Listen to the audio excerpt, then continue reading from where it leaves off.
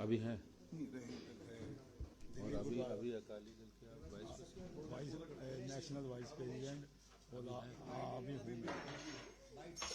हमने कहा चलो आपके साथ ही प्यार, मैं तो कितने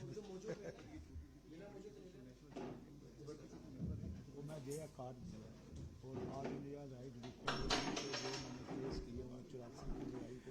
नमस्कार दोस्तों, आप सभी का बहुत बहुत स्वागत, अभिनंदन है। दिल्ली में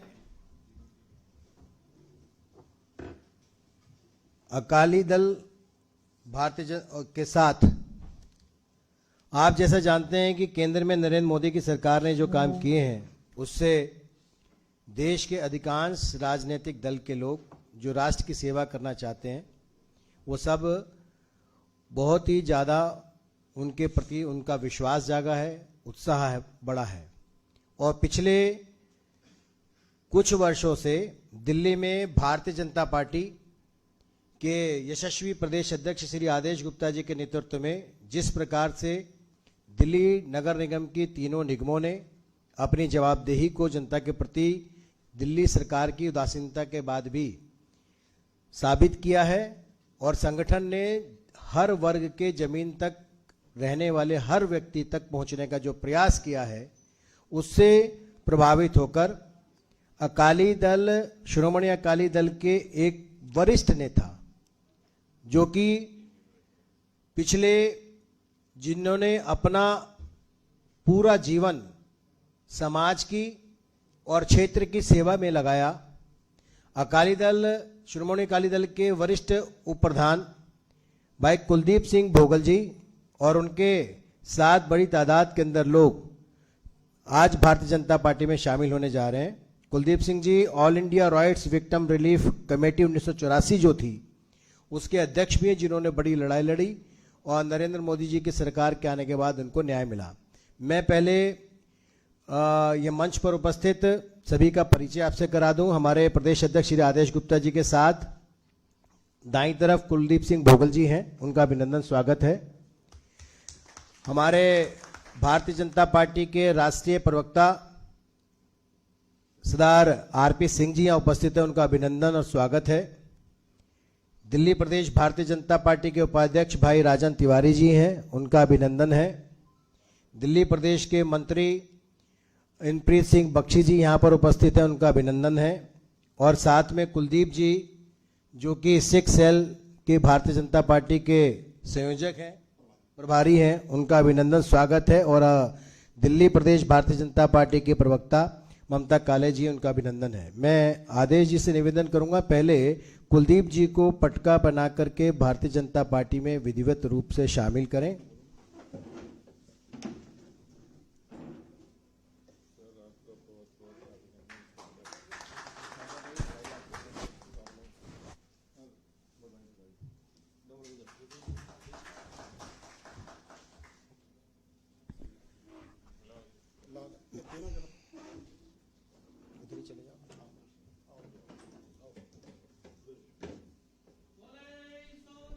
सत श्री अकाल। मैं अब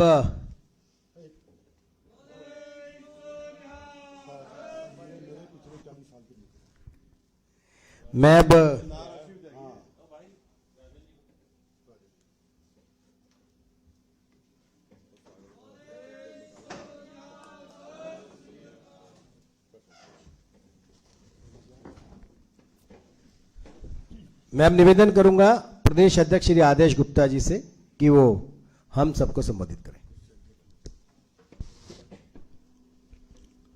आज बहुत खुशी का दिन है जब आज की इस प्रेस वार्ता के माध्यम से हमारे बीच में सिख राजनीति के धुरंधर और जो शिरोमणि अकाली दल के नेशनल वाइस प्रेसिडेंट हैं और जंगपुरा से विधानसभा का चुनाव भी लड़ चुके हैं, और 1984 के जो सिख विरोधी दंगे हुए उसकी all India right victim relief committee 1984 के प्रेसिडेंट भी रह चुके हैं। ऐसे शख्सियत सरदार कुलदीप सिंह भोगल जी आज भारतीय जनता पार्टी में शामिल हुए हैं अपने बहुत सारे साथियों के साथ, भाइयों के साथ। मैं उनका पार्टी में हार्दिक अभिनंदन और स्वागत करता हूं कि आपके आने से पार्टी मजबूत होगी और हम अच्छा काम करेंगे।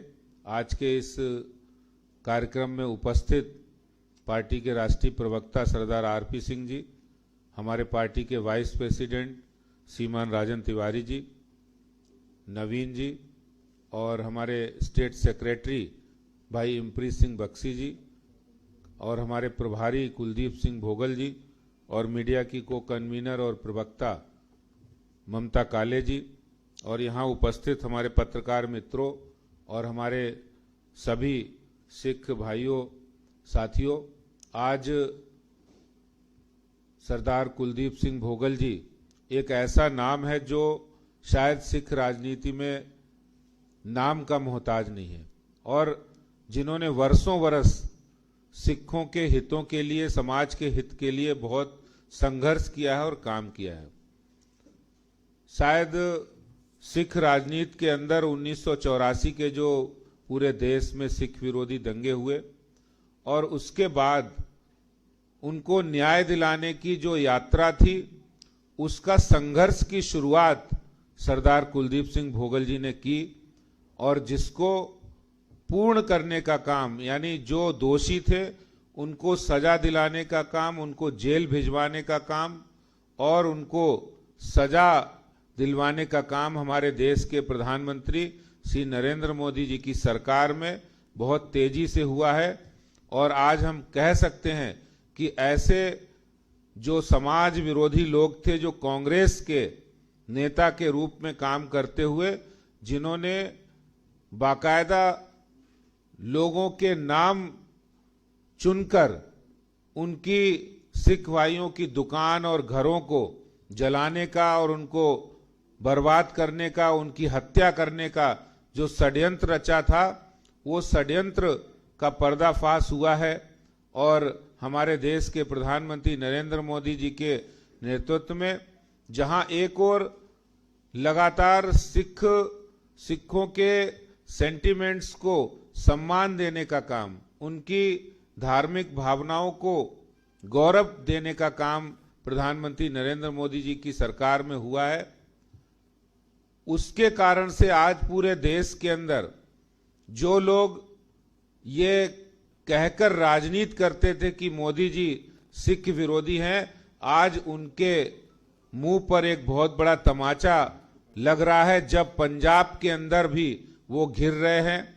वो कांग्रेस हो या आम आदमी पार्टी हो, जिन्होंने सिर्फ सिखों के सेंटिमेंट्स को पॉलिटिकल यूज करने की कोशिश की। लेकिन आज मुझे खुशी है कि चाहे वो अफगानिस्तान से वापस आने वाले सिख भाई और हिंदू भाई हों, उनको सही रूप में सम्मान दिलाने का काम भारत सरकार ने किया हो, या जो हमारे पाकिस्तान के अंदर जो कॉरिडोर बनाने का काम है उसको पूरा करने का काम हो, या जो किसान आंदोलन के अंदर प्रधानमंत्री जी ने बड़ा दिल दिखाते हुए जो हमारे सिख भाई, किसान भाई जो आंदोलन कर रहे थे, उनकी भावनाओं का सम्मान करते हुए उस पूरे जो उन्होंने 3 किसानों के लिए कानून बनाए थे, जिस पर हमारे बहुत सारे किसान भाई, सिख भाइयों का एतराज था, उसको भी उन्होंने वापस लेकर एक बहुत बड़ा कदम उठाया, उदारवादी कदम उठाया है, जिसकी आज प्रशंसा पूरे देश में हो रही है।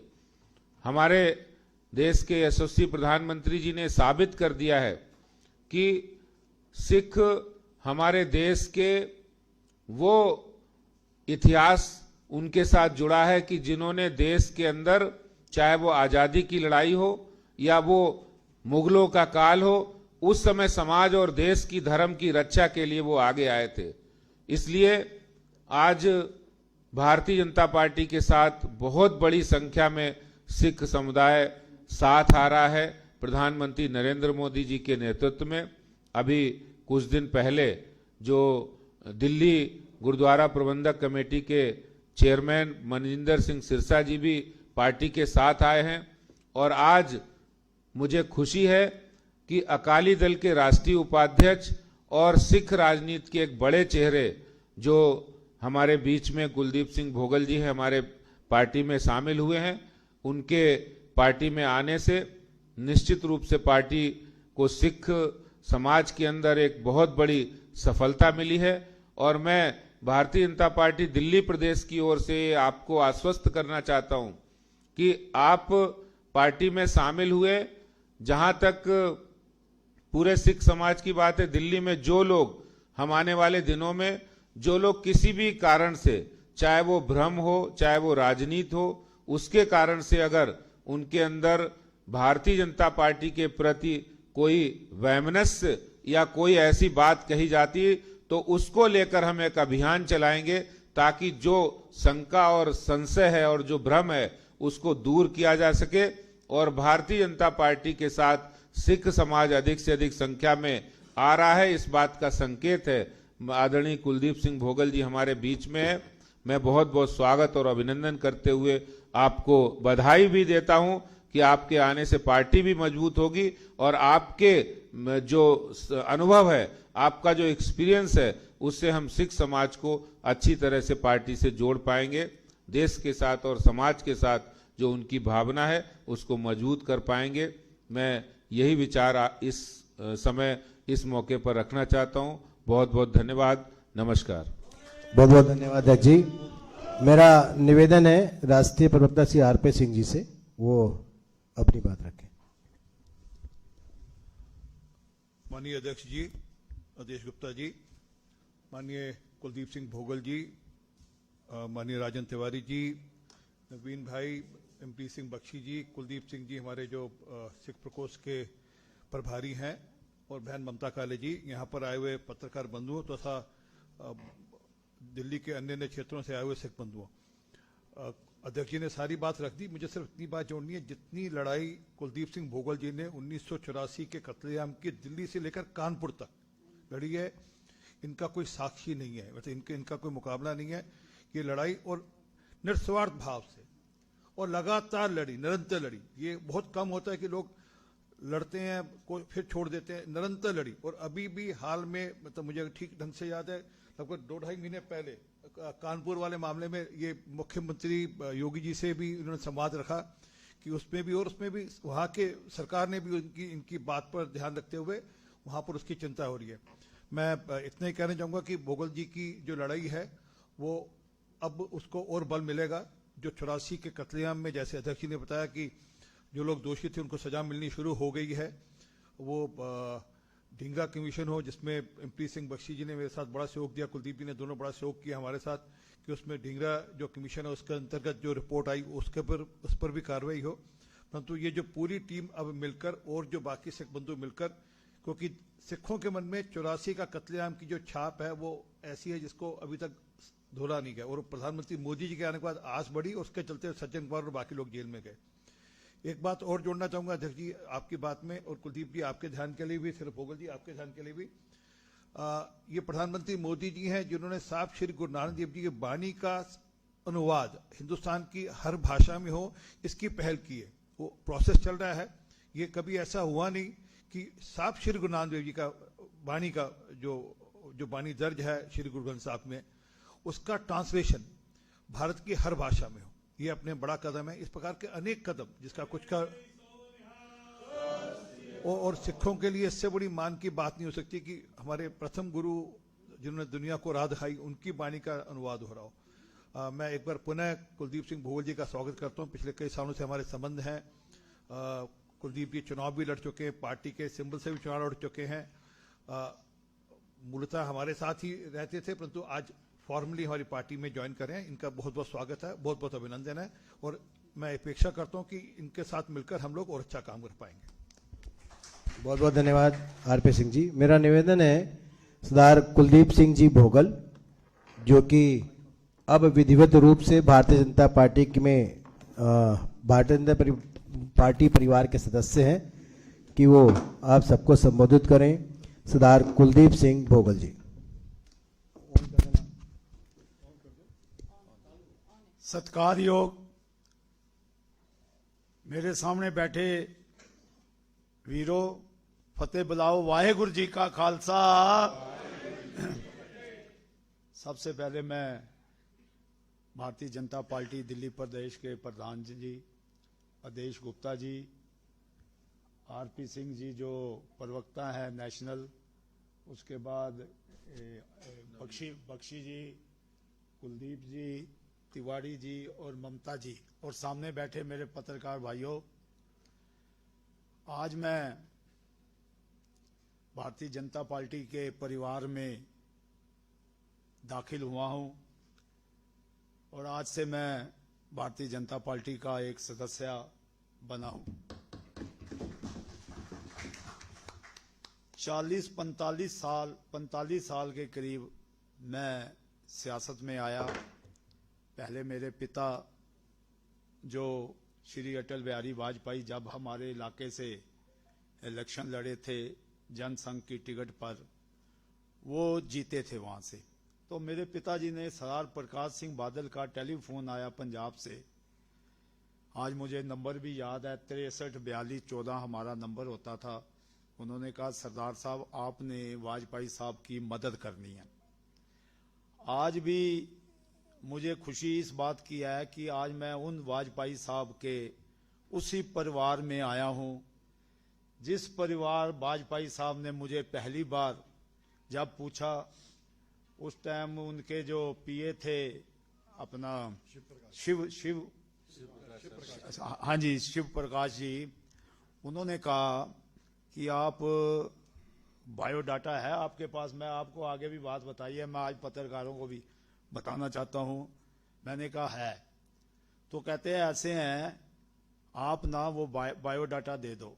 तो मैंने ना उसी वक्त बायोडाटा दे के एक चिट्ठी, मैं सीनियर वाइस प्रेसिडेंट था दिल्ली से गुरुद्वारा प्रबंधक कमेटी का, मैंने चिट्ठी लिखवाई वाजपेयी साहब को कि गुरु नानक देव जी का गुरपुरब आ रहा है, आपने रकाबगंज आना है।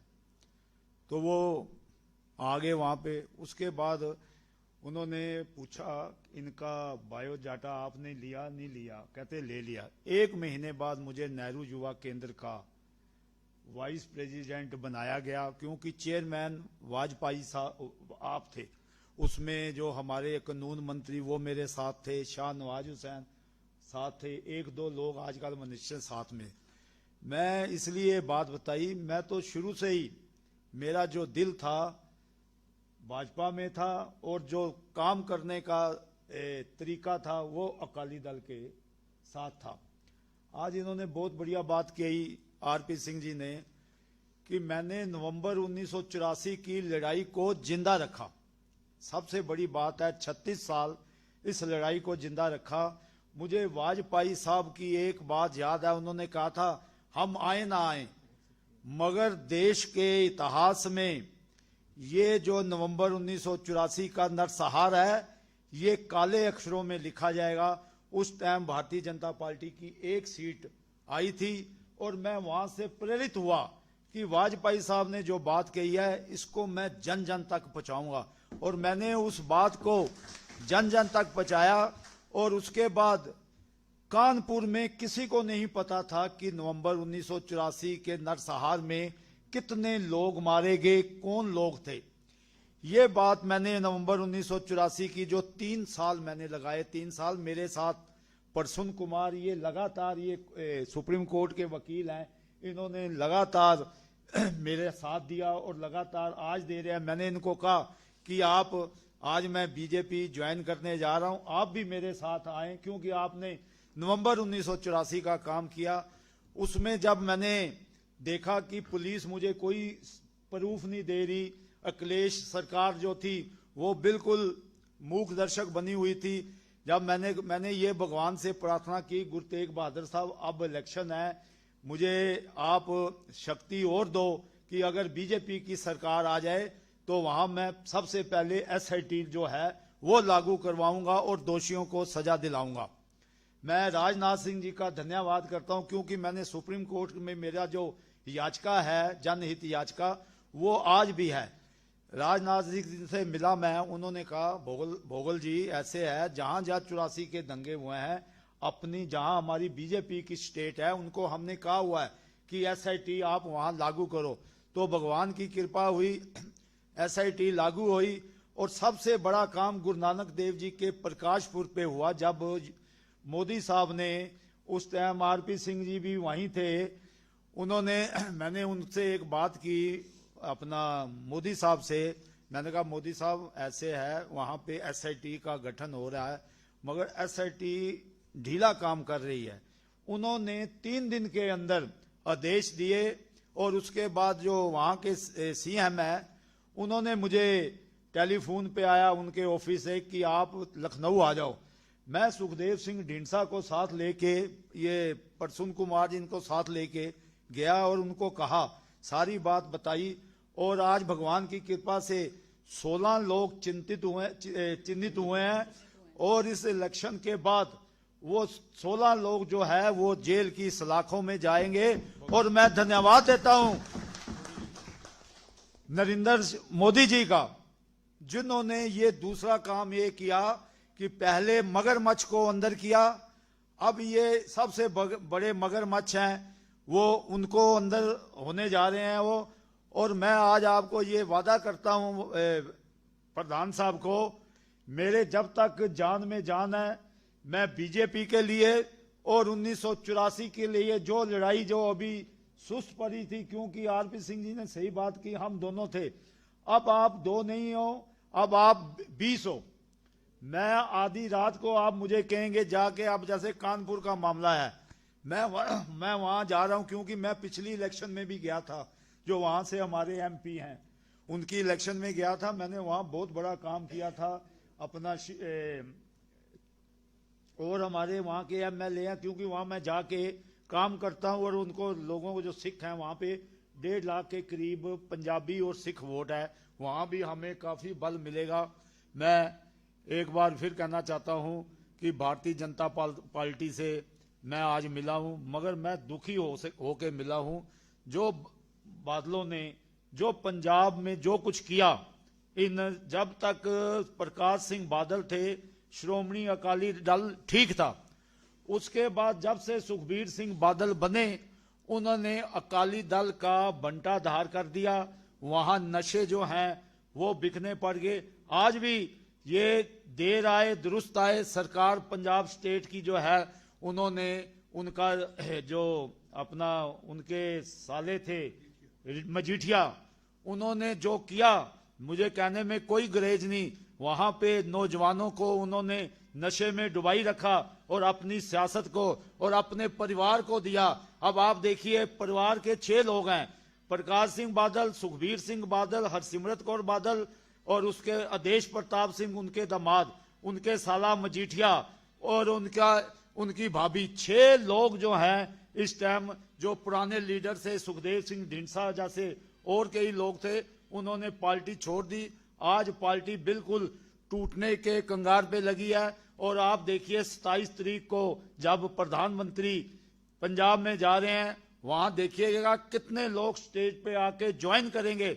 मुझे ये नहीं है कि मैं नेशनल प्रेसिडेंट था और मैं दिल्ली प्रदेश में आ गया, मैं कभी भी मैंने वो कलगी लगाने की बात नहीं सोची कि मैं पहले बड़ा था, मैं मेरे पे बड़ी कलगी लगे, मगर मैं जहाँ हूँ छोटा हूँ, मुझे इन्होंने प्यार दिया, बख्शी जी ने, आरपी सिंह जी ने, इन्होंने मुझे आज तिवारी साहब ने, मुझे ये नहीं था कि मैं जी कलगी मेरी जो बड़ी थी अब छोटी हो गया, नहीं, मुझे कई लोगों ने कहा, मैं कहा भैया ऐसे है, मैंने काम करना है, कलगी छोटी बड़ी जब काम करोगे अपने आप बड़ी लग जाएगी।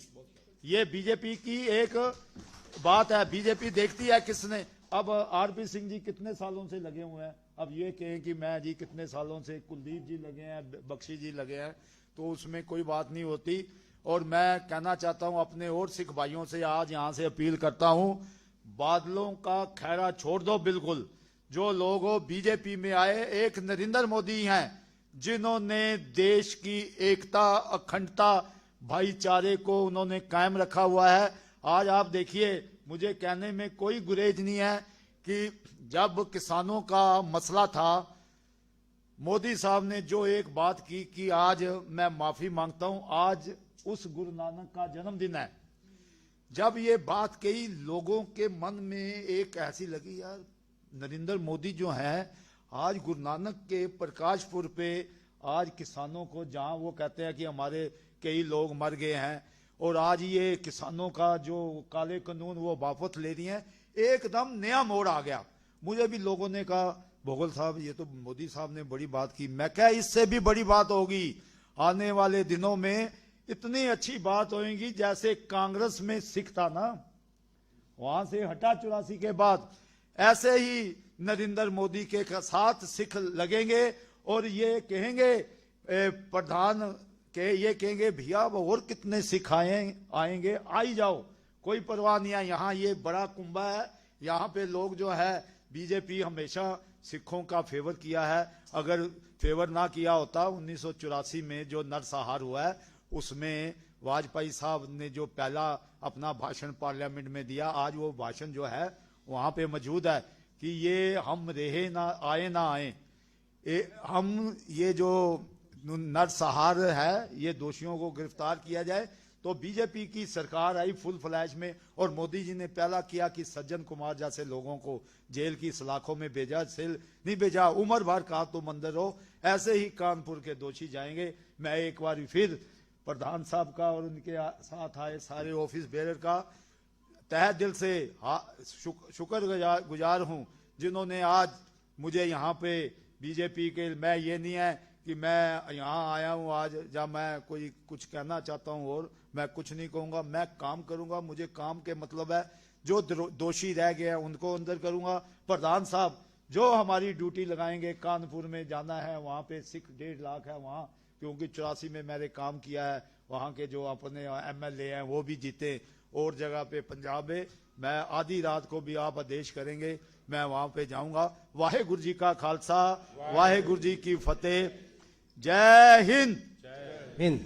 श्री नरेंद्र मोदी जी जिंदाबाद। श्री नरेंद्र मोदी जी जिंदाबाद। भारतीय जनता पार्टी जिंदाबाद। भारतीय जनता पार्टी जिंदाबाद। श्री आदेश गुप्ता जी जिंदाबाद। श्री आदेश गुप्ता जी जिंदाबाद। जय हिंद, जय भारत। बहुत बहुत धन्यवाद, बहुत बहुत